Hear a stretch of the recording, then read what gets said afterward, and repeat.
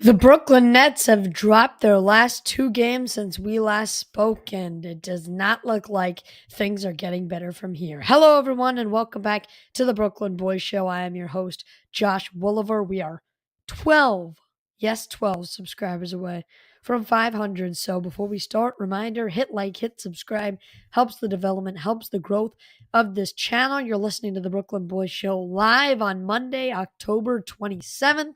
Before the Nets tip off with the Houston Rockets in the H-Town, 8 p.m. tonight. Pre-game show, little post-game recap of the San Antonio game. Again, you guys are the best. Like, subscribe, get questions, comments, thoughts in the chat. Jason's in the chat and Jonathan's in the chat. Jason says, let's get a win tonight for Nets World. Absolutely, baby. Let's start it off with a bang. See if the Nets can grab their first win of the season, but it is going to be a tough one. We'll break that down. We'll break so much more down right here on the show, your one-stop shop for Brooklyn Nets basketball talk, like and subscribe. Where we have to start, the ball hog himself, the face of the offseason, Cam Thomas, 40 points and 0 assists against the San Antonio Spurs Sunday afternoon. And that is about the storyline you would expect to hear if you tuned in the offseason, because all it was is this guy's a cone on defense. This guy doesn't pass the ball. All he does is score for himself. And 40 points and no assists could not add to that storyline more. My goodness, Cam Thomas playing his brand of basketball. And look, I'm a Nets fan. I want to see them win night in and night out. I understand it's a tanking year. That doesn't mean I don't want to pick. I just understand that the Nets are going to lose enough games without me rooting for them to lose that I don't need to. I want them to win every time I turn on the game. So Cam Thomas absolutely leads that storyline if you're looking for a win. If you are all aboard the tank train, let's get the highest possible pick. Let's secure the best odds at the number one pick. Lose every possible game you can.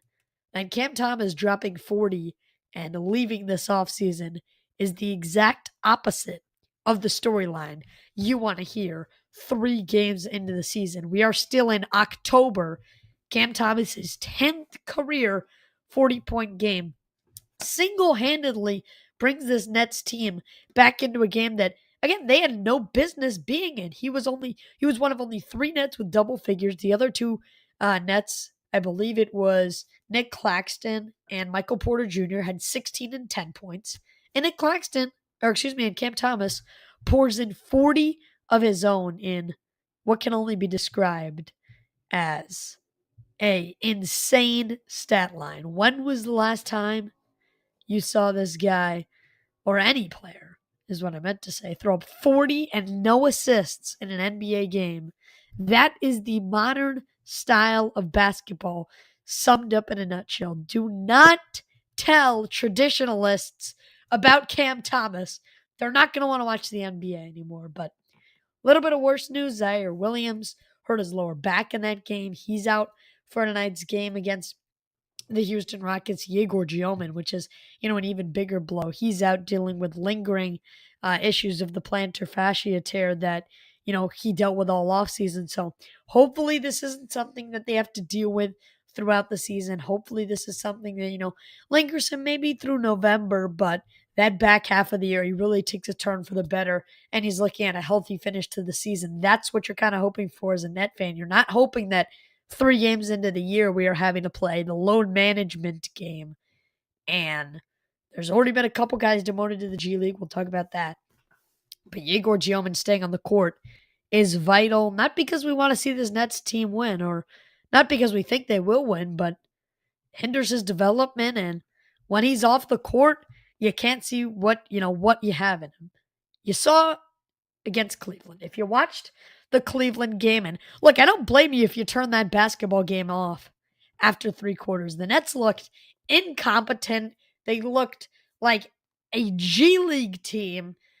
Quite frankly, they looked incompetent and looked like they had no clue what they were doing. But man, the way they turned that game around in the 4th quarter to turn the ship from absolute atrocity into a 1-point game with 3.5 minutes to play is amazing. So we'll get into that. We'll get into so much more right here on the show. 7 of you guys tuning in. Like, subscribe.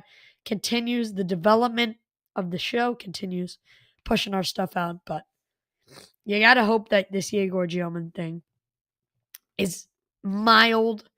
And it's this. Maybe one more time he needs a load management break. But you want to see him out on the court as much as possible. And I think it's not even the fact that Yegor Dioman needs to take these load management days. I think you see what this Nets team sees in Yegor Dioman inside the building when he hasn't started a game. And you don't draft a guy with the number 8 pick and then start the guy with that you took with the 26 pick. That's just not how it works in the NBA. So a healthy Yegor Dioman is starting running the point for this basketball team. But right now, that's not what he gives you. So you want to keep him as fresh as possible, as healthy as possible. So you hope he's back ASAP, but he did struggle a little bit versus San Antonio. You got to wonder if the lingering injuries are a part of that. Hopefully not, because, again, if they are, that becomes a problem not just now, further down the line, but, man, he was certainly special against Cleveland. Hit a couple huge threes, including Zaire Williams, who both got hurt in the San Antonio game. It wasn't really Yegor getting hurt in that game, more of he needed a break. And it makes sense. It's the second night of a back-to-back, so you don't get too worried. Certainly the Nets have done this before in terms of resting guys second night of a back-to-back. They did it with in the Jacques Vaughn days at a game I was at against the Bucks. They literally had Mikal Bridges play till the first whistle. Some amount so he could keep his little Iron Man streak alive of playing all 83 games that season. But there was actually no point in playing him. So you hope that this is one and done. If you're in the building, like, subscribe. Nets DNA is in the building. BC's in the building. Go Lakers. He think LeBron and Luka are bringing it home.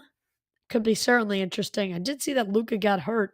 And there's a lot of interesting storylines right now in the NBA, including KD's Houston Rockets as 0-2. That likely will change tonight. Nets DNA, no one said anything when Zach LaVine scored 51 and had no assists. I just feel like since the spotlight is on Cam Thomas, that's why he's going to do it. And Nets DNA, the thing is that Cam Thomas has all this publicity and everybody in Nets world is staring right at him. More of as Zach LaVine, also an unproven guy. But when did he score 51 and no assists? Well, when was that? A while ago? But we shall see what Cam Thomas does moving forward. And with Yegor out, with Zaire out, those were the guys that were scoring alongside of him against Cleveland. So Cam Thomas could continue to take over the reins, continue to try and dominate the ball in the offensive end. If you're the Nets, how about we move to someone who has been a gut wrench for this Nets team, done the opposite of what we hoped coming into the year. He has, instead of taking a leadership role, actively made this Brooklyn team worse. He cost you the game against Cleveland, and frankly, I don't think it's close. He turned in another terrible, awful performance against San Antonio, and that's Terrence Mann, who in the past 2 games has been utterly ridiculous. And you cannot currently make the argument to me that Terrence Mann should be starting. And I know he probably will. The official 5 haven't come out yet for the Brooklyn Nets, at least not, right before the show started, I checked. So maybe if it's come out within the last 10 minutes, correct me if I'm wrong, but Terrence Mann has no place on this floor for the Brooklyn Nets. He single-handedly cost you the Cleveland game. Lines up a wide-open 3 with about 3-ish minutes to play and completely misses it. Nets were trying to run the fast break, and instead they turn it right back over to Cleveland, who goes down the floor, scores, makes it a 2-possession game, and then ends up, playing the foul game 30 seconds later and, running away with it and itching out the clock. Terrence Mann, only reason he was on the court was because Zaire Williams, with, his heroics, was on 5 fouls. But at that point, under 3 to play, what's the worst that happens? Put Zaire Williams on the court, Jordi Fernandez. If he fouls out, so be it. But he's having the best NBA night of his life. You cannot take him off the floor worried about him fouling out. How about you just wait until he has to take himself off the floor because he fouls out? Zaire Williams not being on the court was a utter disaster. And it's upsetting, probably to him more than it is to me, but I had a ton of fun watching Zaire on Friday night. Home opener, vibes were high. Hits a couple huge, humongous threes. And then you come down to it, and he's on the bench in the clutch, sitting there, watching the guy that took over for him, Terrence Mann, single-handedly blow that game. Nets had it. The Brooklyn Nets had it. Terrence Mann with an awful miss on a wide-open three in transition leads to points on the other end. Gut-wrenching way to lose a basketball game. And he has to take a portion of that blame. And it's not just that one shot that he misses. He was just awful the whole night. He was just straight up terrible. Same thing against San Antonio. Another turns in another negative performance. I don't know why he's in the starting lineup now. Putting up, not a good amount of points. And maybe you say, okay, well, the preseason showed you. The preseason shouldn't show you anything. I don't care what the guy does in the preseason.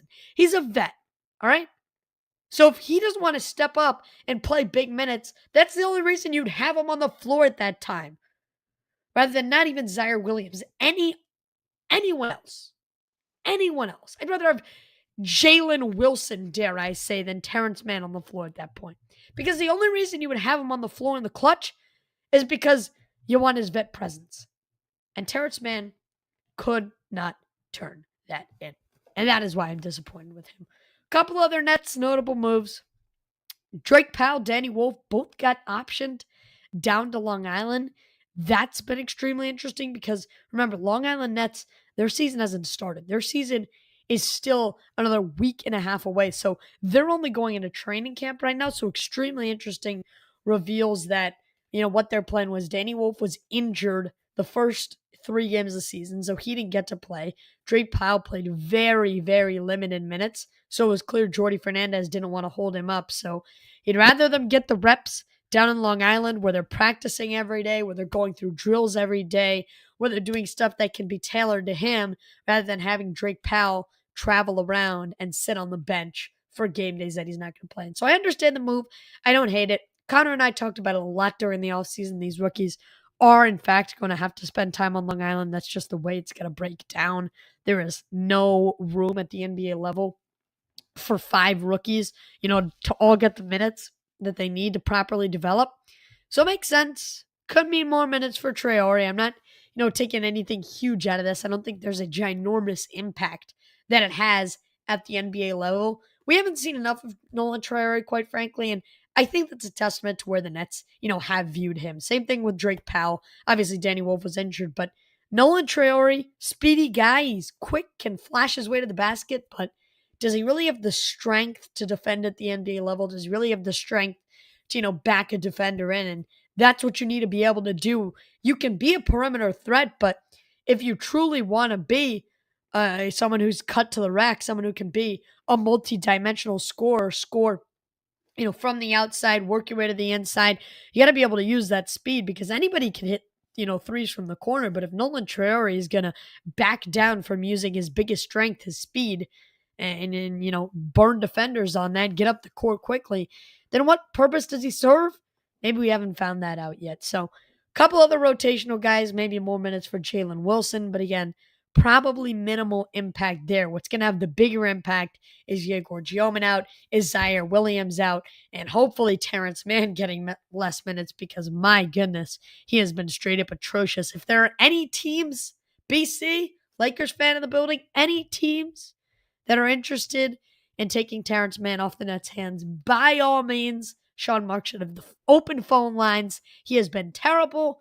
Ship off a vet somewhere else. Get some sort of value for him. I mean, I don't even care at this point. I just don't want this guy. It's not just that he's stealing minutes. It's just that he's awful. He has been terrible. Clippers, you want Terrence Mann back? I know you guys think you can make a run this year. Please have him. Any other injury-prone teams, Terrence Mann should be your calling card. Smash the like and hit subscribe. We got 15 of you guys in the building. Appreciate it. Like, subscribe, share, comment, get on it. Everybody in the building, you guys are the best. Rich is here. What's going on, Rich? Peoples Hernandez. Everybody's in the chat. It is a true party. Nets, Rockets, 8 p.m. Most importantly, hit that subscribe button. We're 12 away from being monetized on YouTube at 500 subscribers. We are so close. You guys are the best. You guys make it possible for us to continue the stuff we love to do. With that being said, we got through everything we needed to about the San Antonio game. Let's talk Nets, Rockets tonight, 8 p.m. I think where I need to start is with Victor Wembanyama. And I just said we were done with the Spurs game, but hear me out. Victor Wembanyama drops 31 points, 14 rebounds, and blocks 6 shots. And you might say, okay, the guy's 7'6" at this point. I don't know how he's still growing. It's frankly not human. He is a strong MVP candidate. Okay, you'll live with it. If that's how you lose games, that's how you lose games. But my next question to you is, clearly the Nets can't defend that.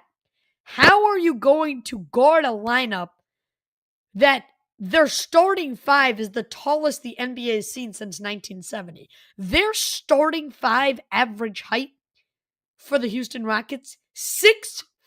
6'10". That's equivalent to the tallest guy the Nets have. That's Nick Claxton. Maybe Nick Claxton 6'11" on a good day. That's Nick Claxton. Day'Ron Sharpe, 6'9". Noah Clowney, 6'8". MPJ, I don't know, 6'9". How in the world do we think the Nets are going to put up with the Rockets in the paint? If anybody can give me a good answer to that question, I would love to hear it. I'm all ears, please. But, man, this Nets team is going to get smoked in the paint. Smoked. What are they going to do? You can't put up with Wemby, that's fine. It's one tall guy, snags every rebound, puts up easy points in the paint. Fine, one guy. So the other 4 aren't going to kill you. Even though San Antonio is such a well-rounded team. They are scary. Them and Philadelphia were my 2 sleeper picks to go all the way, respectively, in the West and the East. In case you're wondering. Fiji Edge comes menace. But it's one guy in Wemby that you need to eliminate. It is all 5 starters for the Houston Rockets that you need to be able to mitigate on the glass, offensively and defensively, in the paint, heck, from the perimeter too. We saw Kevin Durant on the Nets. You see what the guy can do? Who is going to guard any of these guys? It is going to be a defensive nightmare.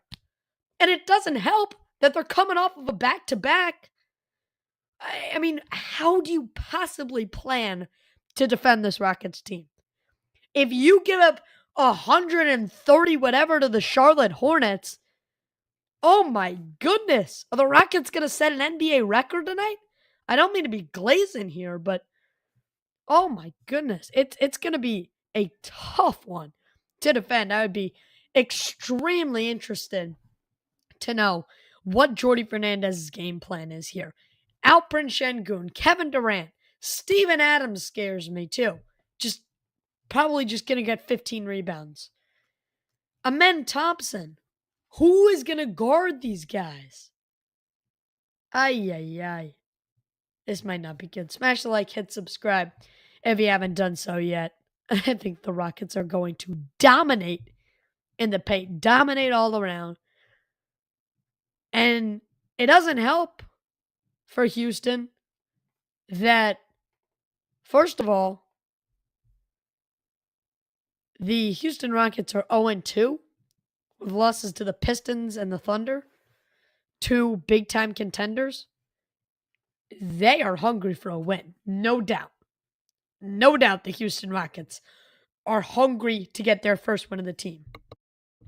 And who easier to get it against than the laughingstock of the league, the team that can't put up a fight a respectable effort against the Charlotte Hornets and have the worst record, probably will finish with the worst record in the league than the 0-3 Brooklyn Nets. So Houston is just going to probably look, your only hope for the Nets is that Houston overlooks Brooklyn, right? You gotta hope they're like, okay, they're the worst team in the league. Perfect. Let's move on. We have KD. And let's see, because the Nets did do that during the Big Three. There was definitely some games where, load management did happen. But again, Rockets don't play until Wednesday, so they have an off day before they go play Toronto, so they don't really need to, overlook the Nets. It's going to be tough. It is going to be very tough. Game number 4, Houston and Brooklyn, is 8 p.m. tonight. The sports books have Houston as a 15.5-point favorite. And honestly, I'm not that surprised. The only thing I got to say is that I have been pleasantly surprised about how the Nets have played down the stretch. They played San Antonio and Cleveland down to the wire. That is an awesome sign. That is grit, grind, determination, not giving up, all the values you want to see out of a Jordy Fernandez-led team. Now, at the same time, the reason that they've, been able to make it so interesting with these miraculous comebacks from down 25 is that they are awful to start the game. Awful. If you watched a single minute of the first half against Cleveland, it was terrible. They didn't defend like usual. They didn't score. They were just frankly outskilled, and they looked like they didn't know what they were doing. Props to them for a great fourth quarter comeback. But if you're going to beat one of the best teams in the league, and the Houston Rockets 0-2 record doesn't reflect that, but don't let it fool you. The Rockets are one of the best teams in the league, with a couple of the best players in the league. If you want to beat this Rockets team, you got to come out playing your A-plus basketball for 4 quarters in a row. To have a chance to be competitive, you need to play A-tier basketball for 4 straight quarters. I don't think that's something the Nets are capable of doing. So this Nets team likely has trouble rebounding from the 0-3 start. And it looks like it's going to be an 0-4 start. But are we that surprised? I picked them to be 2-8 in their first 10. I thought they could get 1 win against Charlotte. But man, Cleveland, San Antonio, Houston, you knew right off the bat, those are 3 playoff, if not finals contenders. So you knew that was going to be a rough stretch right off the bat. And you knew that it was going to take, a miracle to come out of this, that stretch of 4, even 500. Jonathan says so A+ for tanking. Just about. That's exactly right. If you're a fan of tanking, the Brooklyn Nets versus the Houston Rockets is your place to be. It does not get much better than that. It does not get much better than that for my tanking guys out there. The one note I got, and then we'll get to questions, comments, thoughts. Load those up in the chat so we can get to it. You guys are the best. You've been loading them up all show long. Can't wait to get to those, hear what you guys have to say, and obviously react, engage with this community. The one note I have before this is if you're a Nets fan, I think you have to agree with me. Day'Ron Sharpe continues to be undervalued, and it's not fair. He's not getting the minutes he deserves. And in order to truly unlock him, you have to play him more. Day'Ron Sharpe has been nothing short of magnificent for this team. He's been the best big this roster has so far. In a game where the Nets, if your name wasn't Cam Thomas against the Spurs, and if it wasn't Day'Ron Sharpe, you were probably terrible. In a game where Nick Claxton could not come close to competing with Victor Wembanyama, Day'Ron Sharpe is, goes under the radar as the guy that sparks the Nets comeback and brings them back into the game. Truly does. He puts up a plus 15 in 15 minutes. 6 points, 3 rebounds, 2 steals. And the fact that this guy continues to get undervalued, I don't understand it. Where did the coaching staff, what have they not seen from him that has warranted Day'Ron Sharpe to not play more than he has, more than 15 minutes a night? Single-handedly sparks the Nets comebacks. Maybe, Jordy Fernandez gave a little bit of credit to Jalen Wilson. It was majority Day'Ron Sharpe, and it has been. Sharpe's been amazing. He was the most efficient rebounder on this team last year, and I wouldn't be surprised if he is again this year. In a game where the Nets are going up against the biggest lineup in the NBA, the biggest lineup the NBA has seen in 55 years, where the average height of the starting five is 6'10", if Day'Ron Sharpe is not getting starter level minutes, my mind will be blown. You have exceeded my level of comprehension. Because why would he not? Why would he not? I don't understand where he has gone wrong. Why he does not get more minutes. It's baffling. And a night where the bigs on the Nets need to step up, again, the biggest lineup in the league, how could this guy not play a key role? And at least not if you want it to be competitive. If Jordy Fernandez wants to lose this game, great, don't play Day'Ron Sharpe. But here's a guy that gives you 100% effort every time he steps out on the court. At least he tries to play defense. Maybe he's not 7'1" and can't guard Alperen Şengün, but it'll give you the damn effort to try and get you there. Day'Ron Sharpe needs to play more, and I don't understand why he doesn't. Smash the like and hit subscribe. Let's get into questions, comments, thoughts in the chat. You guys are the best. Jonathan gets the early bird prize today. He says, tonight would have been a great night for Powell and Wolf to get important minutes alongside Nolan, and instead they've sent to the G League and we get more Man and Saraf minutes. Look, the last thing I want is more Terrence Mann minutes. I think Ben Saraf did not play well in the last, 2 games, but he can improve. The passing has still been there. The points is what's probably really going to bother you, Jonathan. But in terms of Powell and Wolf, like I just don't think those guys were ever going to get run, at least right now, at this level. Remember, Jordy Fernandez wants to win games. Even if we as fans don't look at it that way, that's what he wants to do. That's what he gets paid to do. So does Drake Powell and Danny Wolf, playing their first real NBA minutes against the finals contending Rockets, make sense to try and win? No. Does it make sense for development? Yeah. But so does putting them in Long Island for their training camp. Also makes sense. I would love for these guys to get their minutes, but it's got to be in a weaker stretch against worse opponents. Nolan Traore, again, love for him to get minutes.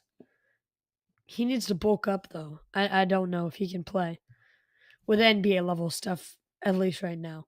Noah Clowney is someone people had expectations on in terms of taking big leaps with development, and instead, we're not seeing him be physical and 0 shot blocks so far. Oops, I didn't mean to lower my chair there. But yes, Noah Clowney, again, we talked about this on the first show on the post game with Connor against Charlotte. He needs time to develop. He's the guy that needs to get the ball rolling and isn't just going to be like this guy that's going to come in on day one and give you that impact that you're looking for. He needs time to get the ball rolling. These first 3 games have not been the best for him. He probably also is in a new system with new guys, so that's certainly going to hinder his production early into the season. So I'd love to see Noah Clowney get rolling, but I'm not stressing out because, his first 3 games haven't been great.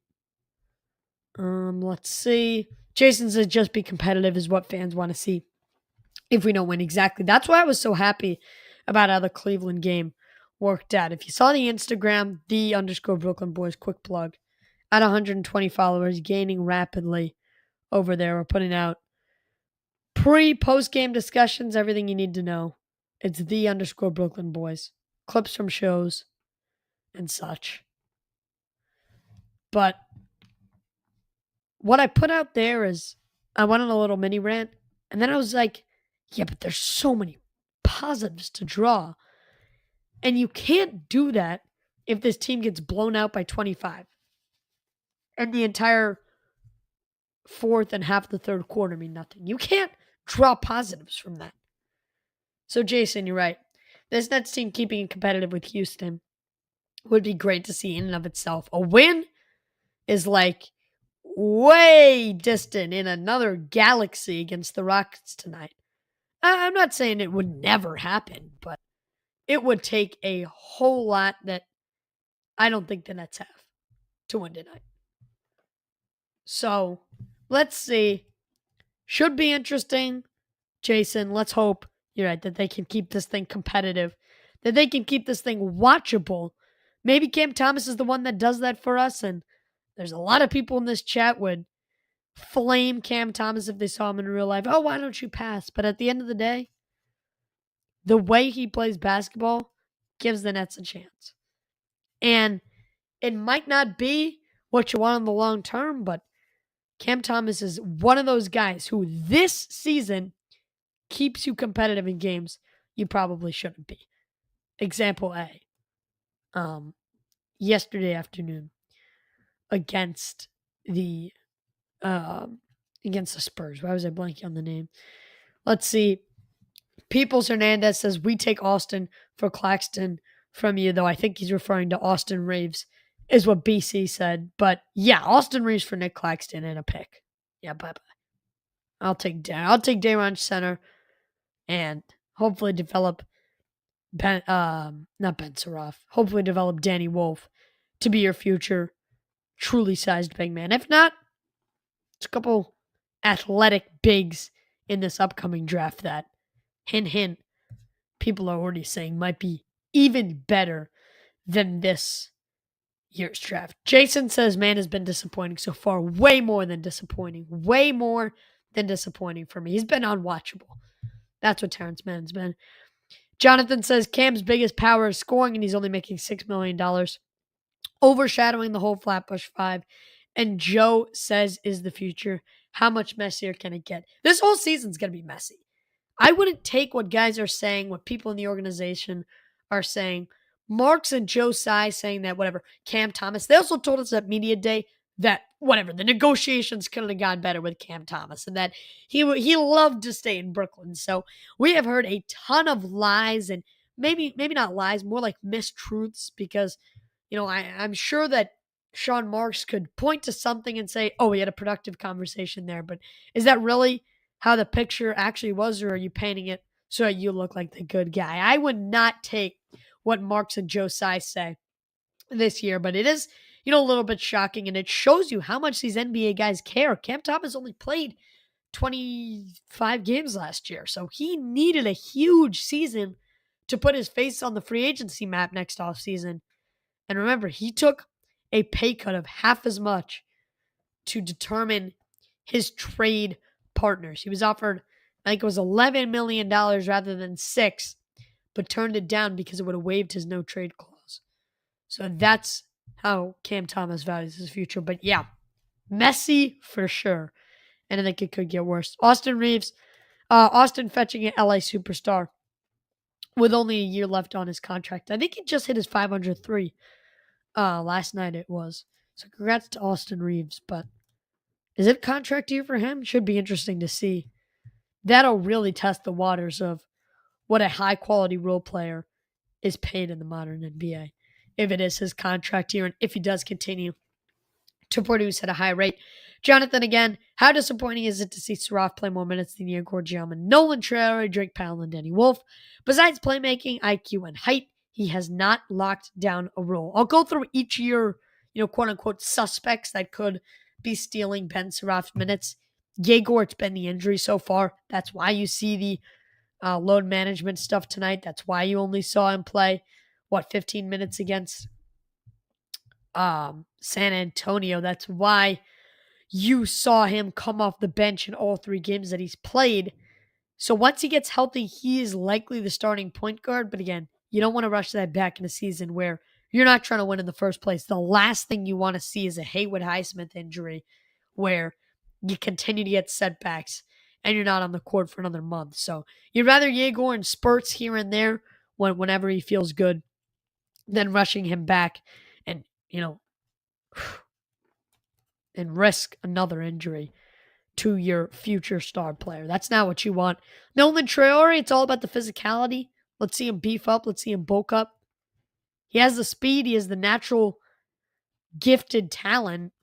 Can he and will he be able to put on the muscle it takes to be able to drive, to be able to defend at a high level? So that's truly what I'm looking for. And that's not something that changes overnight. That's probably going to take, an off season and a half. So Traore's probably not going to get too many minutes out of all the rookies. Him and Drake Powell, probably, and Wolf will get the least, probably in that order. But again, he has a ton of upside. Let's just see him get NBA acclimated, which does take time. He's 19 years old. So I'm not going to sit here and go, stressing after, during this offseason. Oh, Traore didn't play enough. He wasn't good. We didn't see enough out of him. Is he going to give us anything to waste our 19th pick? Come on, guys. Let's not be foolish here. Let's give him time to develop. This season, I'm not putting a ton of stake in for Nolan Traore. I'd like to see positives. That's for sure. I'm not going to tell you can't draw anything out of it. He played well in a couple of those preseason games, but let's see it actually translate to the NBA before I get too pumped. Drake Powell, Danny Wolf, both have had a couple injuries to start the year. Both got sent down to Long Island earlier today, and I think it's just a matter of them getting minutes there over getting him in Brooklyn. So there's not really a point in keeping these guys around. Continue questions, comments, thoughts flowing in here. You guys are the best. Hit like, hit subscribe if you haven't done so yet. We're right there. You guys are the best. Rich is in the building. Rich Tapestry. Jason said they aren't going to get any rebounds tonight. LOL. I don't know how funny it is, but that sure seems like the truth. It is going to be a tough day. Just isolate the starting centers, Nick Claxton, Alperen Şengün, and I'm already feeling sick to my stomach, let alone the other four guys that are all over 6'10" in the Rockets starting five. It is not going to be a pretty day on the offensive boards or the defensive boards if you're the Brooklyn Nets. So watch out. Expect this game to get out of hand early.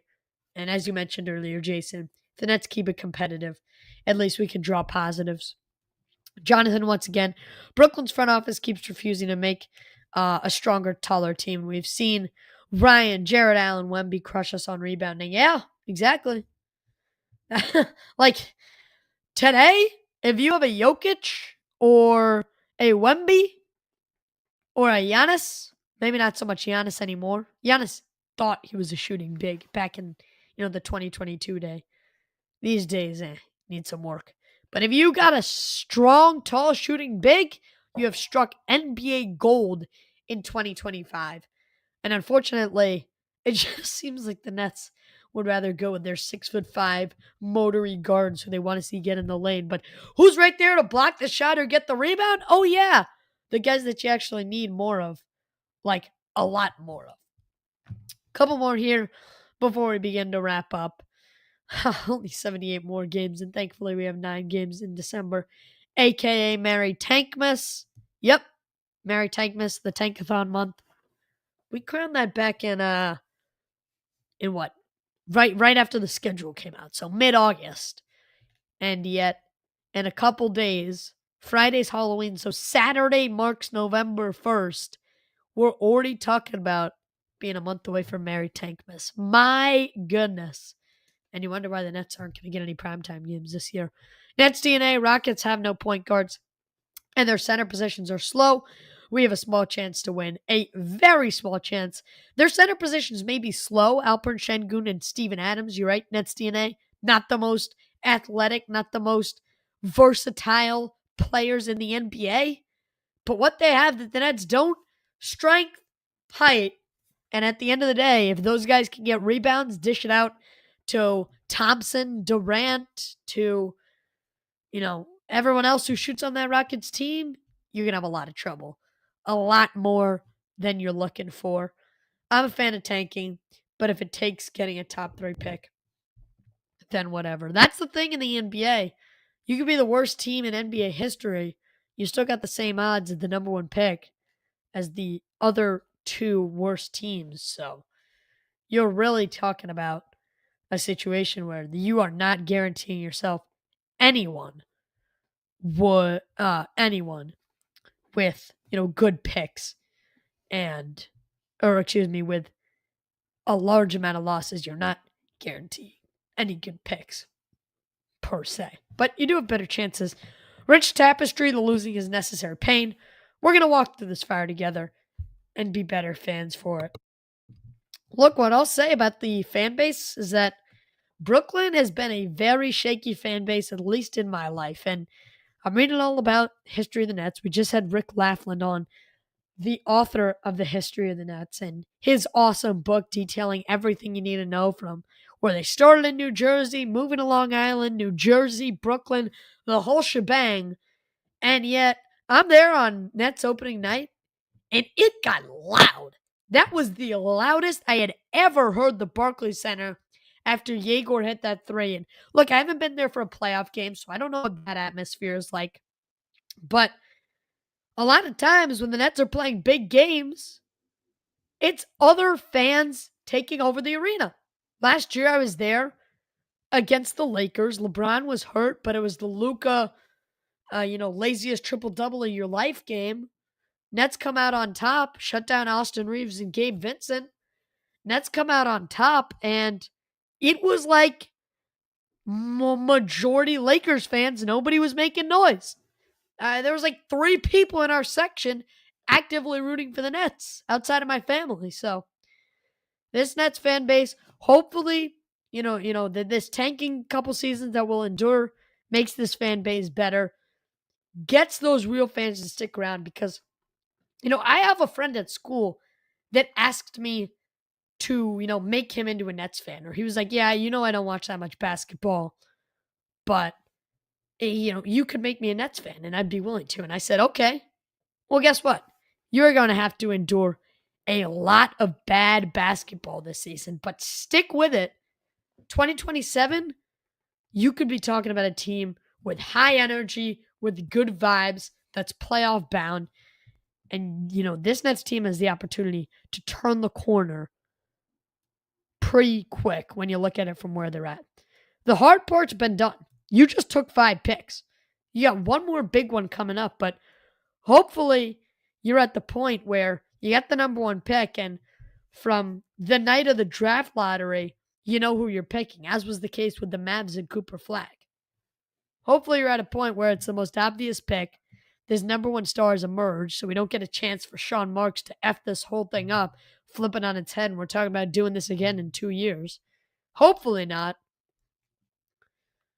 But you could be talking about a pretty quick turnaround out of what's going to be a very, very rough season, especially if you're just entering into the fan base.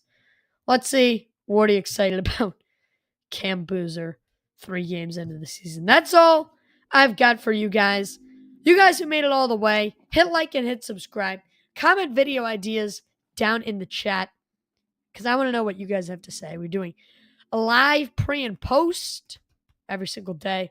Follow the Instagram, baby. Get out your mobile devices. _Brooklyn Boys. Getting some more followers here as we go. Pre-games, halftime updates. Those are my favorite to put out on the Instagram. And then quick post-game thoughts if you ever miss a live stream show here. But you don't have to. YouTube, subscribe, notification bell on. Rashad comes in. Final chat of the day. Appreciate you tuning in. It's already clear they blew it. That draft. I only have confidence in one of the picks. Rashad says, congrats on 500. Did we hit it? That would be awesome if we did. We did not yet, I believe. Let me see here. I'll go into studio. But Rashad, regardless, appreciate you tuning in. We're still at 488, so We are so close. Maybe that is a premature congratulations. Or I say hit 500 in right here, which is what he might be referring to. That was just wishful thinking. Like, let's hit 500. And I only have confidence in one of those picks. Hopefully, man, the other ones turn out to be all right, because if only Yegor Gioman works out, that could be tough. Go Nets! Keep up the work, Brooklyn boys. Appreciate it, Jason. Appreciate the rest of you guys tuning in. I'm Josh Wolliver from the Brooklyn Boys Show saying, have a great night, everybody. Nets Rockets is coming up in less than an hour. See you on the postgame show. And let's go, baby. Let's go, Nets. Have a great one, everybody. Make sure to tune in. Appreciate y'all. Peace.